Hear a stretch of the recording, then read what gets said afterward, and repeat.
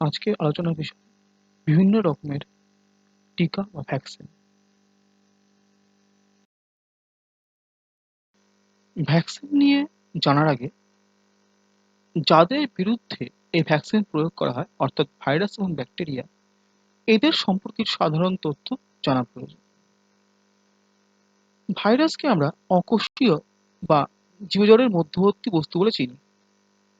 একটি ভাইরাসের কমপক্ষে দুটি বস্তু থাকতেই হবে।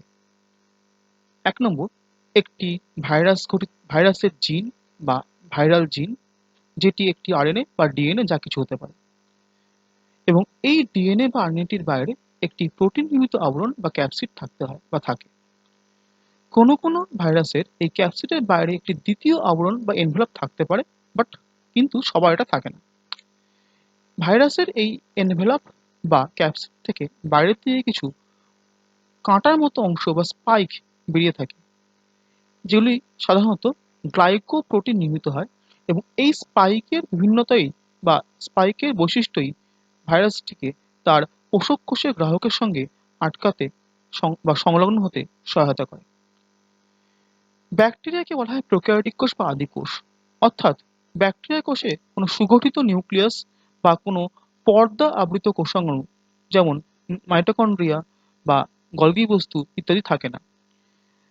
ব্যাকটেরিয়া সাইটোপ্লাজমে আমরা একটিমাত্র দ্বিতন্ত্রী চক্রাকার ডিএনএকে কুণ্ডলীকৃত অবস্থায় পড়ে থাকতে দেখতে পাই, একে বলা হয় নিউক্লিয়েড।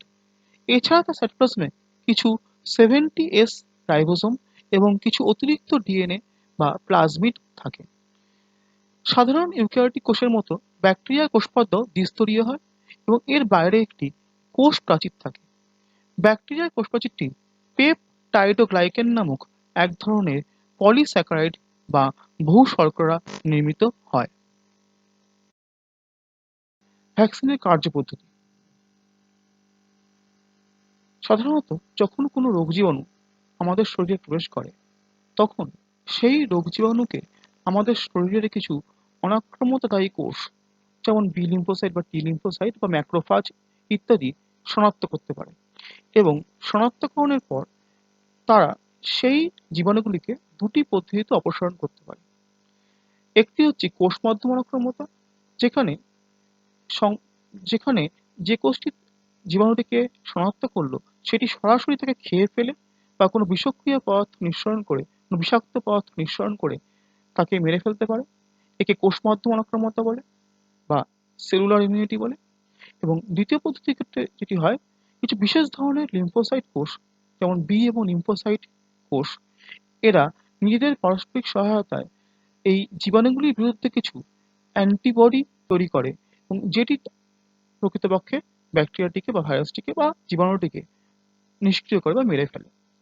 দেখা গেছে এই ধরনের ইমিউনিটি অর্থাৎ এই ধরনের অনাক্রম্যতা অর্থাৎ অ্যান্টিবডির মাধ্যমে প্রাপ্ত অনাক্রম্যতাই সবচেয়ে দ্রুত এবং সক্ষমভাবে কাজ করতে পারে। এই ধরনের অনাক্রম্যতাকে বলা হয় আমাদের হিউমোরাল অনাক্রম্যতা বা রক্তরস মাধ্যম অনাক্রম্যতা। কিন্তু যখন কোনো ভাইরাস বা ব্যাকটেরিয়া প্রথমবারের জন্য আমাদের শরীরে প্রবেশ করে, তখন সেই ভাইরাসের প্রকৃতিকে বুঝে নিয়ে তার বিরুদ্ধে অ্যান্টিবডি তৈরি করতে কিছুটা বেশি সময় লাগে, এবং সেই সময়ের মধ্যে দেখা যায় ভাইরাসটি বা ব্যাকটেরিয়াটি তার বংশবিস্তার করে অন্যান্য কোষে ছড়িয়ে পড়ে বা রোগটাকে ছড়িয়ে দেয়। ভ্যাকসিনেশন বা টিকাকরণের মাধ্যমে আমরা প্রকৃতপক্ষে শরীরকে আগে থেকেই কিছু সম্ভাব্য জীবাণুর বিরুদ্ধে প্রতিরোধ ক্ষমতা তৈরি করে রাখতে সহায়তা করি বা উদ্বুদ্ধ করি। এই ভবিষ্যতের জন্য অনাক্রম্যতা সাধারণত কিছু মেমোরি কোষ বা স্মৃতি কোষ নামক লিম্ফোসাইটের মধ্যে সংগৃহীত থাকে।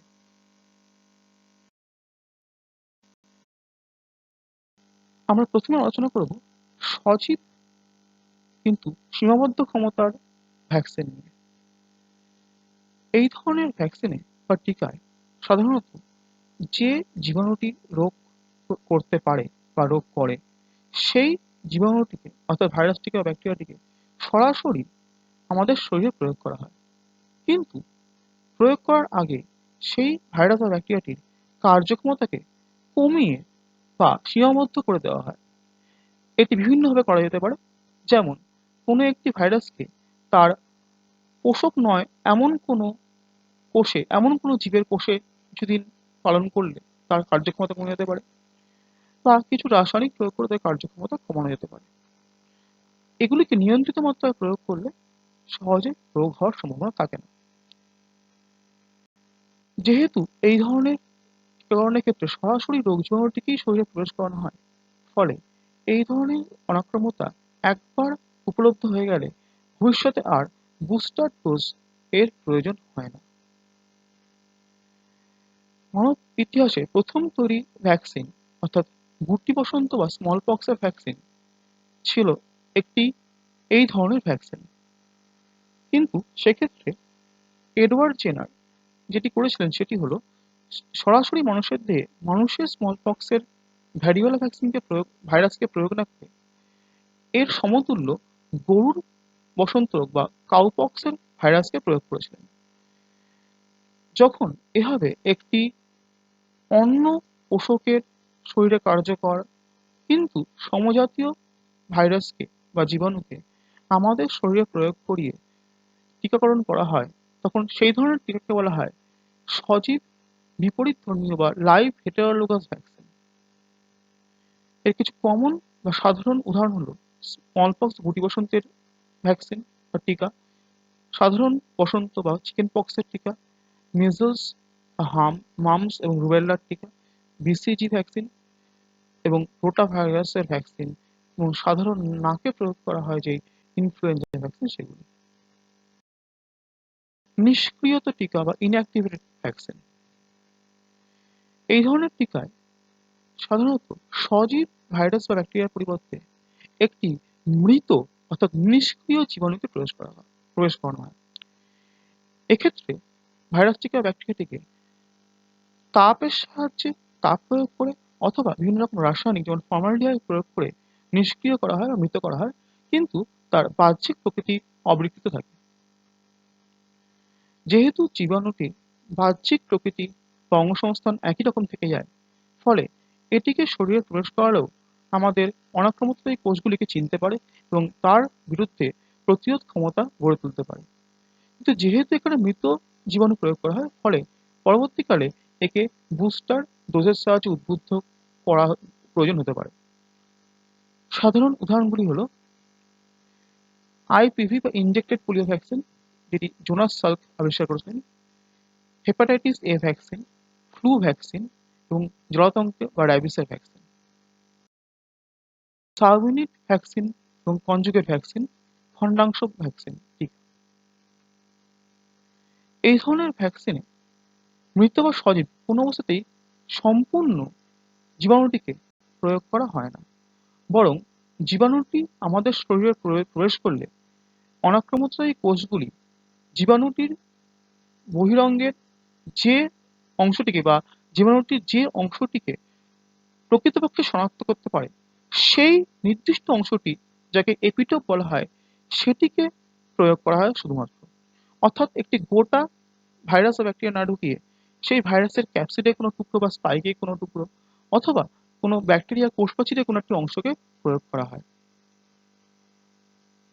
যেহেতু এক্ষেত্রে শুধুমাত্র এপিটোপগুলিকে ব্যবহার করা হয়, এগুলোর আণবিক আণবিক সাইজ খুব ছোট হওয়ার কারণে এগুলো সহজে আমাদের গ্রাহক কোষগুলির রিসেপ্টরে বা প্যারাটোপে গৃহীত হতে পারে না, ফলে এর সঙ্গে কিছু অতিরিক্ত অ্যাডজুভেন্ট মিশ্রিত অবস্থায় প্রয়োগ করা হয়। এক্ষেত্রেও আমাদের বুস্টার ডোজ নেওয়ার প্রয়োজন পড়তে পারে। সাধারণ উদাহরণ হলো hepatitis B vaccine, haemophilus influenza type B অর্থাৎ এইচআইভি ভ্যাকসিন, পার্টুসিস বা হুপিং কাশির ভ্যাকসিন ইত্যাদি। টক্সয়েড ভ্যাকসিন বা অধিবিষ টিকা, বিভিন্ন ব্যাকটেরিয়া যখন আমাদের শরীরে প্রবেশ করে, আমাদের শরীরে প্রবেশ করার পর সেই ব্যাকটেরিয়াগুলি বেশিরভাগ ক্ষেত্রেই কিছু বিষাক্ত প্রোটিন বা টক্সিন খরিত করা শুরু করে এবং সেক্ষেত্রে আমাদের শরীরের অ্যান্টিবডি তৈরিকারী কোষগুলি, অ্যান্টিবডি উৎপাদনকারী কোষগুলি এই কেমিক্যালটিকে, এই রাসায়নিকটিকেই চিহ্নিত করে তার এগেনস্টে, তার বিরুদ্ধে প্রতিরোধ ক্ষমতা গড়ে তোলে। টক্সয়েড ভ্যাকসিনের ক্ষেত্রে আমরা প্রকৃতপক্ষে এরকম কোনো ব্যাকটেরিয়ার তৈরি অধিবিষ বা টক্সয়েডকে আমরা নিষ্ক্রিয় অবস্থায় শরীরে প্রয়োগ করি। ফলে এটি প্রকৃতপক্ষে সম্পূর্ণ ব্যাকটেরিয়ার বিরুদ্ধে অনাক্রম্যতা দেয় না, বরং সেই ব্যাকটেরিয়ার উপস্থিত পদার্থটির বিরুদ্ধে শুধুমাত্র অনাক্রম্যতা দেয়। এক্ষেত্রেও বুস্টার ডোজের সাধারণত প্রয়োজন হয়। সাধারণ উদাহরণগুলি হলো ডিপথেরিয়া টক্সাইড বা টিটেনাস টক্সাইড।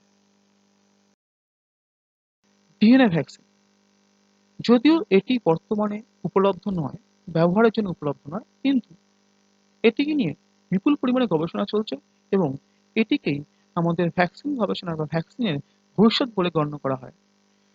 এই ধরনের ভ্যাকসিনে সাধারণত জীবাণুর যে জিন প্রোডাক্টটির বিরুদ্ধে বা জন্য আমাদের শরীরে অ্যান্টিবডি তৈরি হয় বা রোগ গড়ে ওঠে, শুধুমাত্র সেই জিনটিকে কোনো একটি বাহকের সাহায্যে মানবদেহের বা জীবদেহের কোষে প্রয়োগ করা হবে বা হয়, এবং এর ফলে সেই কলাকোষের মধ্যে সেই জিন প্রোডাক্টটি বা সেই প্রোটিনটির বিরুদ্ধে আপনা আপনি প্রতিরোধ ক্ষমতা গড়ে ওঠে।